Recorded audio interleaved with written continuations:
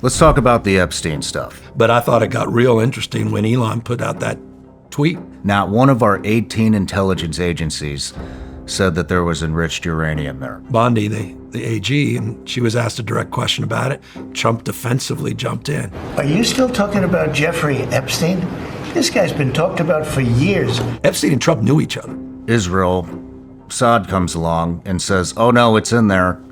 I mean, Tulsi was testifying a few weeks prior. The IC continues to assess that Iran is not building a nuclear weapon, and Supreme Leader Khamenei has not authorized the nuclear weapons program that he suspended in 2003. Let's talk about the Epstein stuff. You know, there was a big push in his campaign about releasing the Epstein files. When are we going to see the list?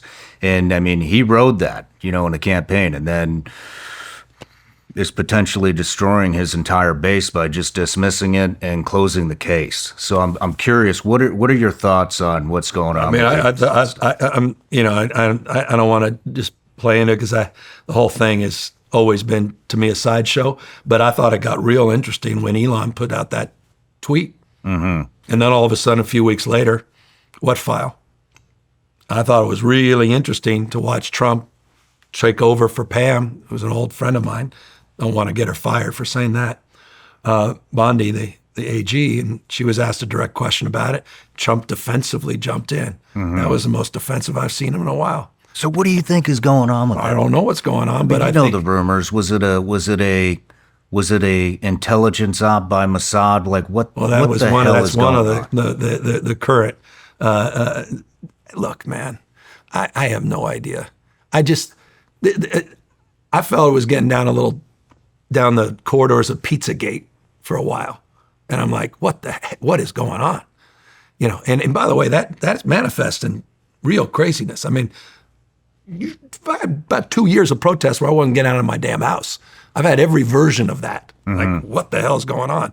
Get into the chemtrail stuff. I mean, there's a lot of stuff. I get it. UFOs are a little more interesting to me. I'm a little more less on the conspiracy side of that, but that's another conversation. But the Epstein stuff, man, I couldn't break anything except Trump. Look, man, the guy, Epstein and Trump knew each other. That's not even, there's no fake videos. Those aren't AI videos of those guys hanging out.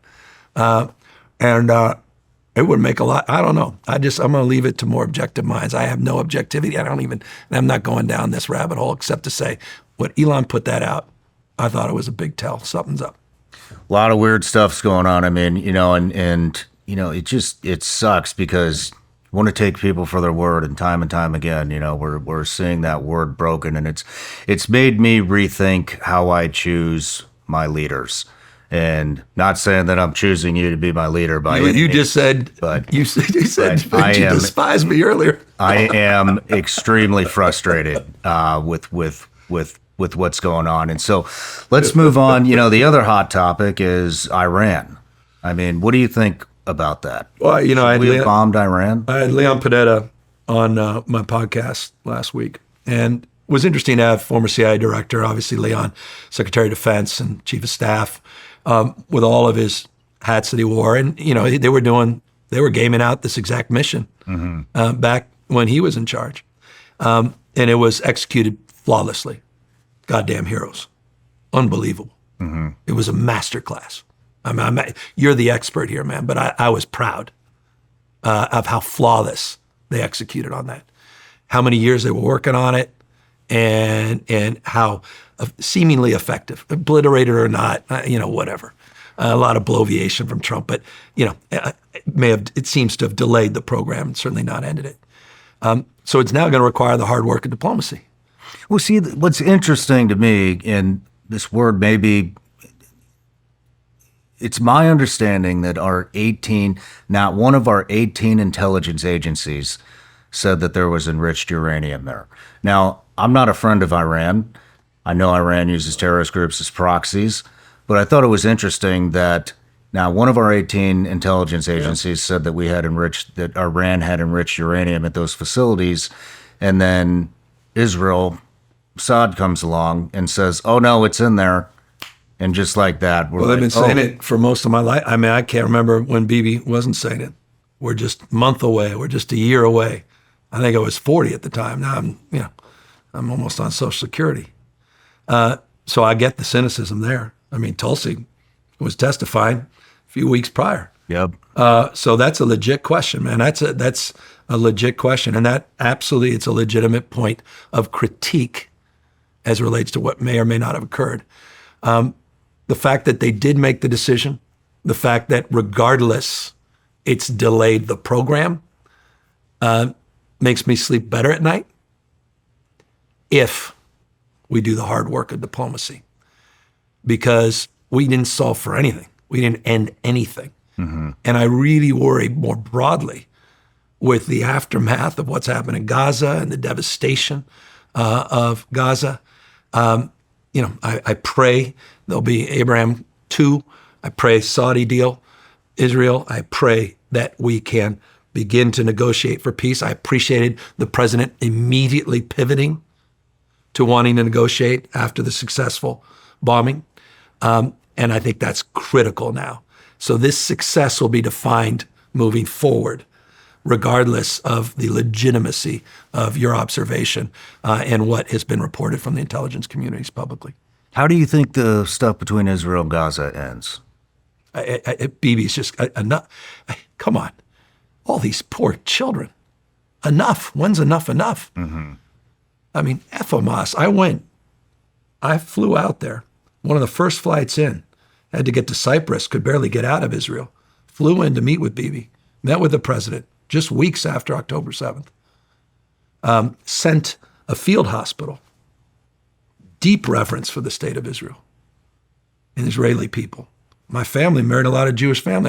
We can get into my history, and so there's a why there. I feel always connected to that country. I was proud to go out there and support country. I mean, it's a terrorist attack, Hamas. Mm-hmm. But Jesus, I mean, look at these children, starving. And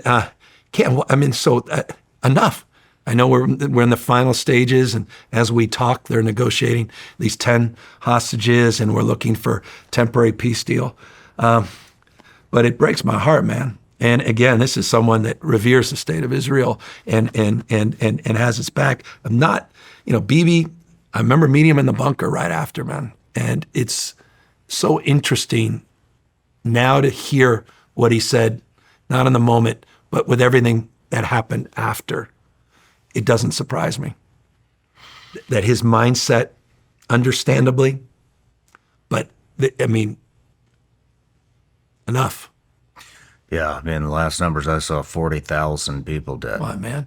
That's a lot of. And these are 40,000 families that are going to have a point of view as they grow and get their lives back about what the hell what happened. And that's 40,000 opportunities going forward. Where we may not feel so safe in that cafe when we're traveling. And so I applaud President Trump on the Abraham Accords. I think there's a pathway. I think the Biden administration was moving down that pathway with Saudi Arabia, which is a big goddamn deal.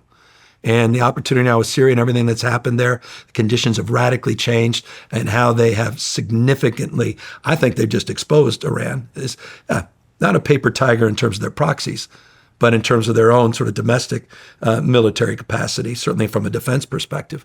You have this extraordinary moment that could transform the history of this country, our country, and the world, certainly the Middle East. And I pray that cooler heads prevail and that they can temper some of the appetite of Bibi, particularly of some members of his coalition in particular, that are rabid. No matter where you're watching Shawn Ryan Show from, if you get anything out of this, please like, comment, subscribe, and most importantly, share this everywhere you possibly can. And if you're feeling extra generous, please leave us a review on Apple and Spotify podcasts.